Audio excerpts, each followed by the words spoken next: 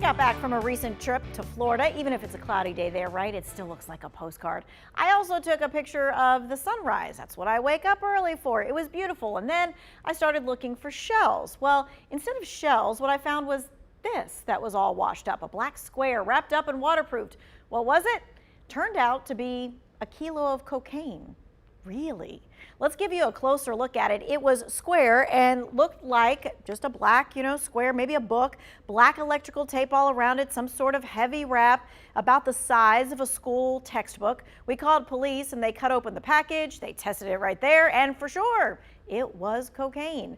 I got to tell you, this experience got me thinking any of us could find drugs that were dumped or a weapon or whatever when we're on vacation, while we're taking our kids to the park, even when we're just walking the dog. So what should you do if you find something? Then the best thing to do is, first of all, not touch it, and call the law enforcement. You don't want that. You don't want to open any package like that, because if it is fentanyl or some sort of harmful substance, you could hurt yourself. And it turns out to be nothing. That's fine. We understand that. We'd rather us discover that than you open something and find out that it's actually something harmful.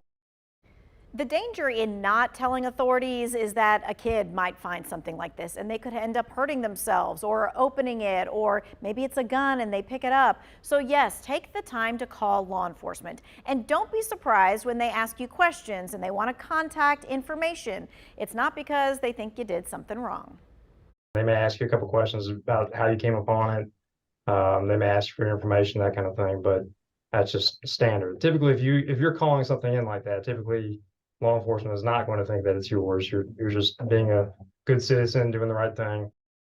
And what happens to the stuff that you turn in? Well, if it's drugs, it's taken to evidence, and if it's not linked to any other case, it's eventually destroyed. If it's property of some kind, they work to see if it's part of a case, and if it can be, returned to the owner.